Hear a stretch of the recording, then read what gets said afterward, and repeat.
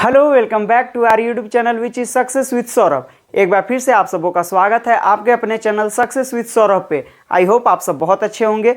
जैसा आप सब जानते हैं, लास्ट क्लास में हमने क्लास 6 के एनसीईआरटी हिस्ट्री के चैप्टर नंबर 4 को अच्छे से पढ़ा और उसको समझते हुए आगे बढ़ा। आज हम चैप्टर नंबर 5 को स्टार्ट करेंगे और एक एक पॉइंट को अच्छे से समझते हुए आगे बढ़ेंगे।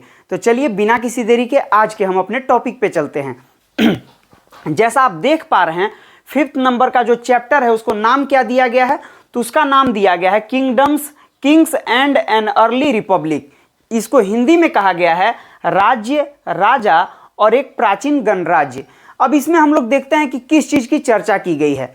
इस चैप्टर के का जो आपका फर्स्ट हेडिंग है, जो फर्स्ट इंपॉर्टेंट पॉइंट है, वह है कुछ लोग शासक कैसे बने। अब यहाँ पे शासक बनने की प्रक्रिया बताई गई है। आप सब जानते हैं पहले किस प्रकार शासक बनते थे। हो सकता है कि लोगों के द्वारा चुने जाते हों, लेकिन एक बार चुने जाने के बाद कैसी प्रक्रिया चालू हो जाती थी?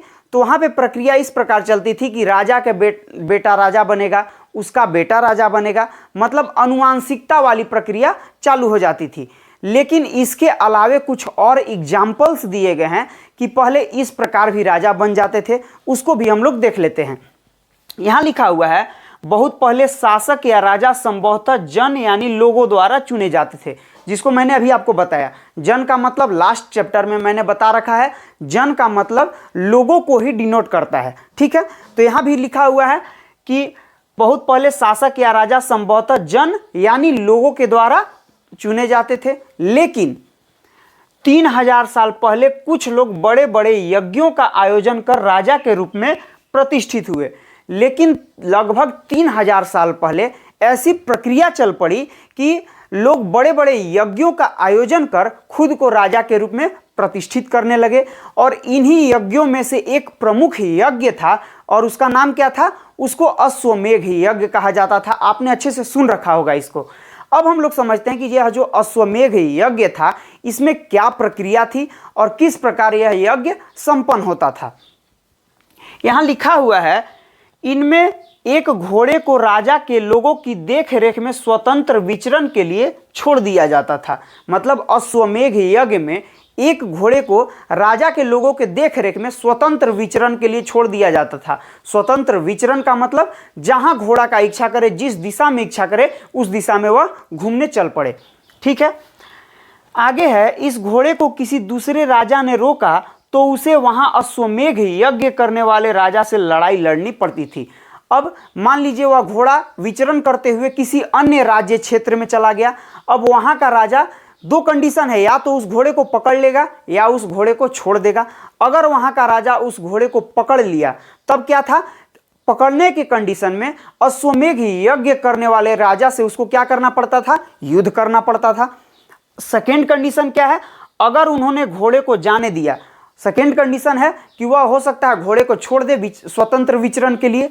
तो अगर उन्होंने घोड़े को जाने दिया तो इसका मतलब यह होता था कि अश्वमेध यज्ञ करने वाला राजा उनसे ज़्यादा शक्तिशाली था।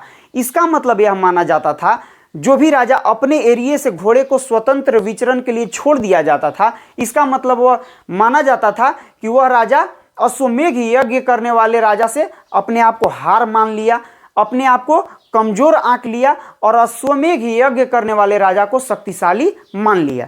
क्लियर? और इस प्रकार यह यज्ञ संपन्न होता था। और लास्ट में क्या होता था? जब यज्ञ का आयोजन कराया जाता था तो इन्हीं राजाओं को, जिन्होंने हार मान लिया हो, उनको उस यज्ञ में आमंत्रित किया जाता था। क्लियर? चलिए, अब यहाँ पे मैंने ब्रैकेट में रेड पेन से कुछ इंपॉर्टेंट पॉइंट्स लिखे हुए हैं, इसको हम लोग देखते हैं। इस समय उत्तर भारत क्षेत्र, खासकर गंगा यमुना क्षेत्र में कई ग्रंथ रचे गए। उत्तर भारत क्षेत्र में खास तौर पे गंगा यमुना क्षेत्र में बहुत सारे ग्रंथों की रचना हो रही थी। ठीक है, चलिए आगे लिखा, ऋग्वेद के बाद रचे होने के कारण ये उत्तर वैदिक ग्रंथ कहे जाते थे। मैंने आपको बताया था कि 4 वेद होते हैं। कौन कौन से? ऋग्वेद, सामवेद, यजुर्वेद और अथर्ववेद। इन चारों वेदों में सबसे पुराना वेद कौन सा है? सबसे पुराना आपका ऋग्वेद है। मैंने बता रखा है लास्ट चैप्टर में। तो जब ऋग्वेद की रचना हुई और अन्य जो 3 बचे वेद थे उनकी रचना ऋग्वेद के बाद हुई, तो इसलिए उनको क्या कहा जाने लगा, उन तीनों को उत्तर वैदिक ग्रंथ कहा जाने लगा। क्लियर। चलिए, और इसके अंतर्गत मैंने बता दिया अभी आपको, सामवेद, यजुर्वेद, अथर्ववेद इत्यादि शामिल हैं। इत्यादि का अर्थ मतलब अन्य ग्रंथ भी रचे जा रहे थे, तो उन ग्रंथों को भी किस कालक्रम में रखा जाएगा, उनको भी उत्तर वैदिक ग्रंथ ही कहा गया था। ठीक है, तो आप यहां समझ गए होंगे कि कुछ लोग शासक कैसे बन जाते थे, यज्ञों के माध्यम से। ठीक है, अब नेक्स्ट जो आपका इंपॉर्टेंट हेडिंग है वह है वर्ण। इंग्लिश में भी इसको वर्ण ही कहा जाता है। अब वर्ण क्या है, इसको हम लोग अच्छे से समझते हैं। आप लोग जानते होंगे कि आपने सुन भी रखा होगा कि 4 वर्णों में बांटा गया था लोगों को। कौन कौन से? ब्राह्मण, क्षत्रिय, वैश्य और शूद्र। ठीक है, तो इन 4 वर्णों में अच्छे से डिटेल में इनको हम लोग अभी समझते हैं। यहां लिखा हुआ है, पुरोहितों के अनुसार सभी वर्णों का निर्धारण जन्म के आधार पर होता था। पुरोहितों के अनुसार, जो पुरोहित होते थे उनका क्या कहना था? उनका कहना था कि सभी लोगों का निर्धारण उनके जन्म के आधार पर होता था। दैट मीन्स ब्राह्मण का पुत्र, ब्राह्मण माता पिता का पुत्र संतान क्या होगा? वह भी ब्राह्मण ही होगा। जन्म के आधार का मतलब यही है। क्लियर। चलिए, यहां पे जितने पॉइंट्स हैं आपको अच्छे से समझ में आ गया होगा। अब वर्ण जो है, और वर्ण को अच्छे से डिटेल में हम लोग आगे समझते हैं। चलिए, अब हम लोग समझते हैं कि आखिर वर्ण होता क्या है। जैसा आप देख पा रहे हैं, यहां लिखा हुआ है, पुरोहितों ने लोगों को 4 वर्गों में विभाजित किया। कितने वर्गों में? तो पुरोहितों ने लोगों को 4 वर्गों में विभाजित किया, और इन्हीं 4 वर्गों को क्या नाम दिया? तो वर्ण का नाम दिया। मतलब पुरोहितों ने लोगों को 4 वर्गों में विभाजित किया, और इन्हीं 4 वर्गों को वर्ण कहा गया। क्लियर। आगे है पहला वर्ण। जो 4 वर्ण हैं उसमें पहला वर्ण कौन सा है? तो पहला वर्ण ब्राह्मणों का था। किनका था? पहला वर्ण ब्राह्मणों का था। अब ब्राह्मणों का कार्य क्या था उसको देखते हैं। उनका काम वेदों का अध्ययन, अध्यापन और यज्ञ करना था। ब्राह्मणों का काम क्या था? तो ब्राह्मणों का काम था यज्ञ करना और अध्ययन अध्यापन करना। किनका? तो वेदों का। और अध्ययन अध्यापन का मतलब होता है वेदों को पढ़ना और पढ़ाना। क्लियर। चलिए, दूसरा स्थान शासकों का था। दूसरा स्थान किसका था? तो दूसरा स्थान शासकों का था, जिन्हें क्षत्रिय कहा जाता था। और ये शासक वर्ग होते कौन थे? तो क्षत्रिय लोगों को जनरली शासक वर्ग कहा जाता था। उनका काम युद्ध करना और लोगों की रक्षा करना था। और क्षत्रिय लोगों का काम क्या था? युद्ध करना और लोगों की रक्षा करना। ठीक है। आगे है, तीसरा स्थान पर विश्य या वैश्य थे। तीसरा वर्ग कौन सा था या तीसरा वर्ण कौन सा था? तो तीसरे स्थान पे विश्य या वैश्य थे। इनमें कृषक, पशुपालक या व्यापारी आते थे। और जो तीसरे वर्ग में थे उनमें आते कौन कौन थे? तो उनमें कृषक थे, जिनका काम कृषि करना था।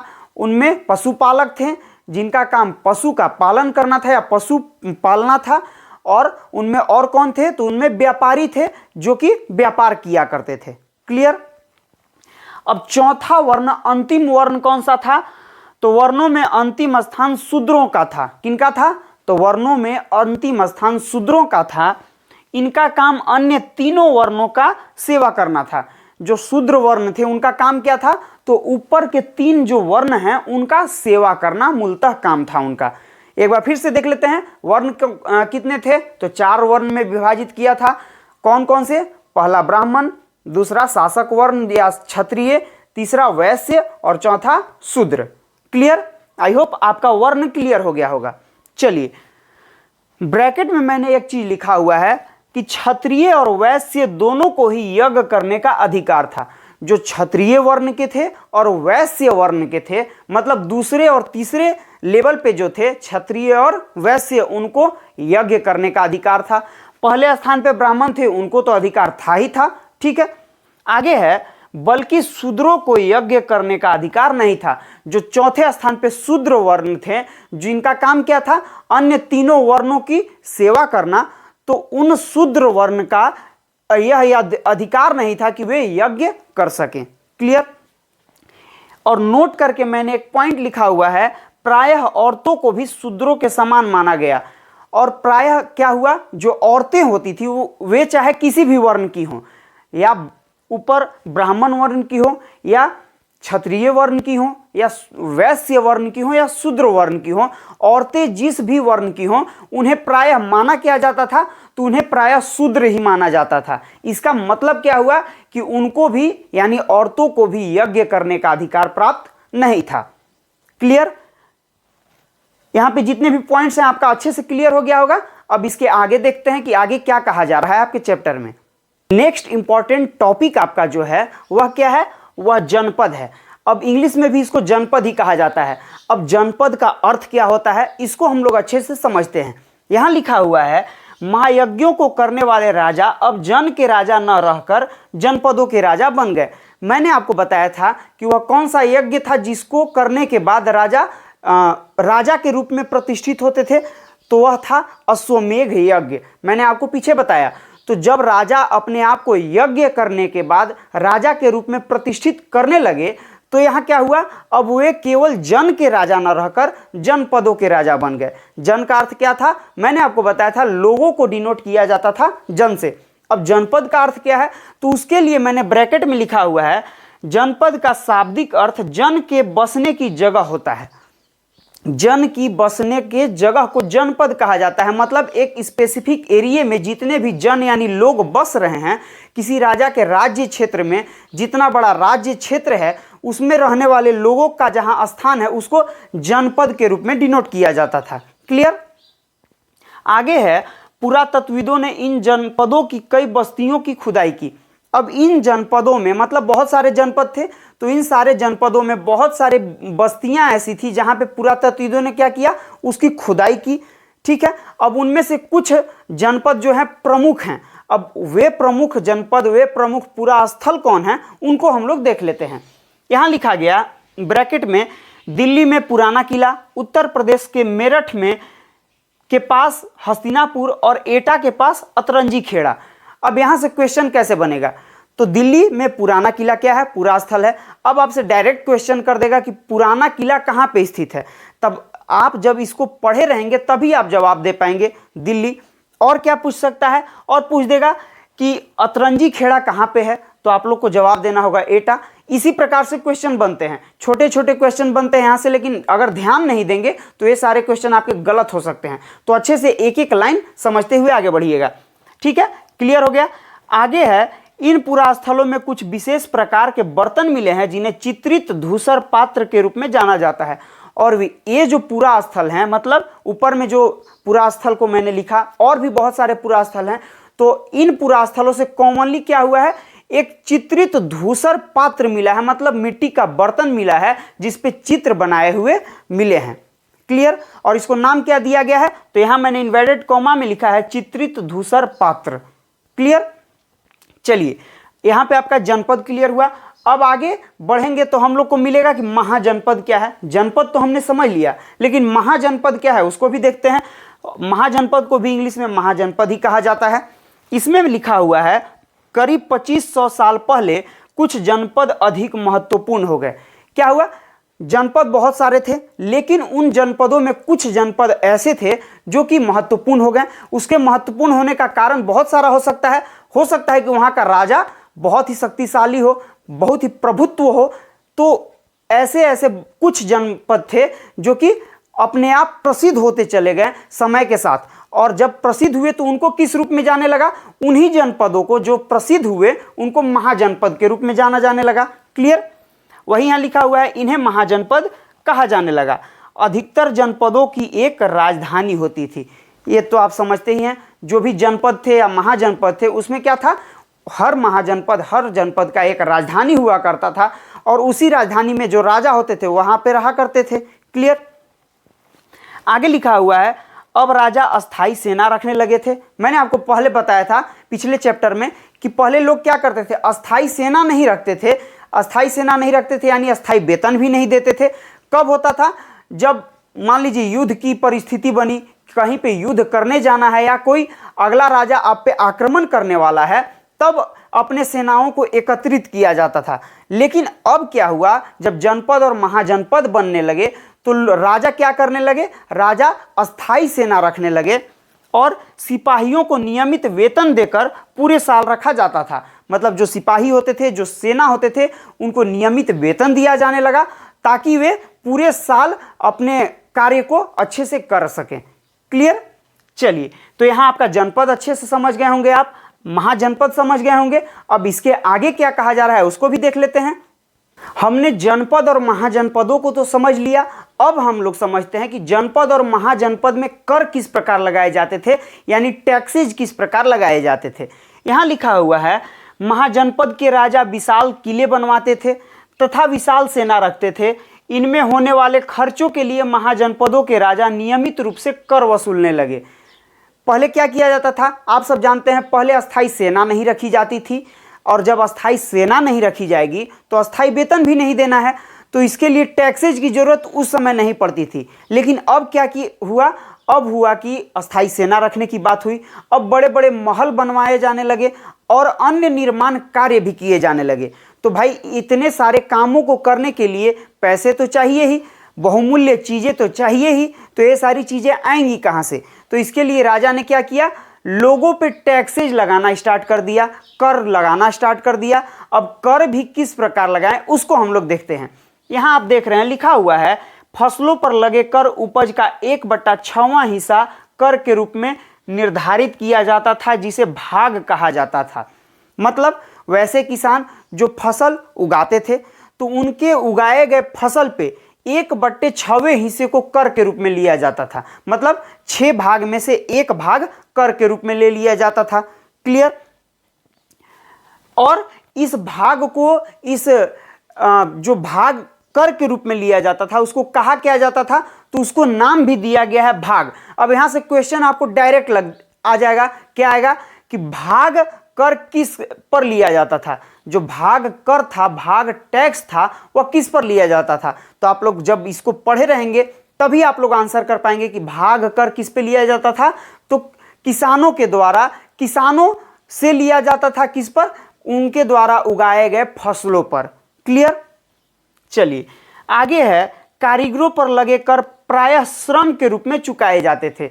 जो कारीगर थे, जो कुछ भी कारीगरी करते थे, जैसे लोहार हो गए, सुनार हो गए और अन्य कारीगर जो थे, उनसे कारीगरी के रूप में टैक्स वसूल किया जाता था। उसका एक एग्जाम्पल मैंने लिखा है, जैसे मान लीजिए बुनकर हो गए, मतलब जो सिलाई बुनाई करते हैं, लोहार हो गए या सुनार हो गए, उनको राजा के लिए महीने में 1 दिन काम करना पड़ता था। जो लोहार थे, जो सुनार थे, उनसे टैक्सेज किस प्रकार लिए जाते थे, तो महीने में 1 दिन निर्धारित कर दिया जाता था, उस दिन वे फ्री में राजा के लिए काम करते थे। ठीक है? चलिए, और आगे है, व्यापारियों को सामान खरीदने बेचने पर भी टैक्स देना पड़ता था। जो व्यापारी होते थे वे सामान को क्या करते हैं, या तो किसी से खरीद कर आगे बेचते हैं या अपने सामानों को बेचते हैं। तो जब वे किसी से सामान खरीदते होंगे या अपने सामान को बेचते होंगे तो उस पे भी उनको टैक्स देना पड़ता था। ठीक है? आखेटकों तथा संग्राहक को जंगल से प्राप्त वस्तुएं देनी पड़ती थी। आखेटक क्या है मैंने आपको फर्स्ट चैप्टर में बता दिया है, संग्राहक क्या है उसको भी मैंने बता रखा है। तो जो आखेटक होते थे, जो संग्राहक होते थे, उनसे जंगल से प्राप्त वस्तुएं कर के रूप में वसूली जाती थी। क्लियर? यहाँ आपका टैक्सेज फिनिश हुआ। इस चैप्टर में, इस भाग में आज के सेशन को हम यहीं तक रखेंगे, क्योंकि चैप्टर थोड़ा लंबा है और लंबे चैप्टर को हम पहले भी आपको बताए हैं कि जहाँ पे ज़्यादा लंबा जाएगा, जहाँ पे ज़्यादा कॉन्सेप्चुअल समझने की बात आएगी, उसको 2 पार्ट में डिवाइड कर देंगे, जिससे आपको आसानी होगी समझने में। तो आज के सेशन को हम यहीं तक रखते हैं। आई होप अब तक का सेशन आपको बहुत अच्छा लगा होगा, क्योंकि मैं हर एक पॉइंट पे डिस्कस कर रहा हूँ। मेरे डिस्कस करने के बाद आपको फिर से एनसीईआरटी बुक पढ़ने की जरूरत नहीं है। तो अगर आपको आज का सेशन अच्छा लगा होगा तो वीडियो लाइक कीजिएगा, शेयर कीजिएगा और चैनल जरूर सब्सक्राइब कीजिएगा। तब तक के लिए बहुत बहुत धन्यवाद। जय हिंद।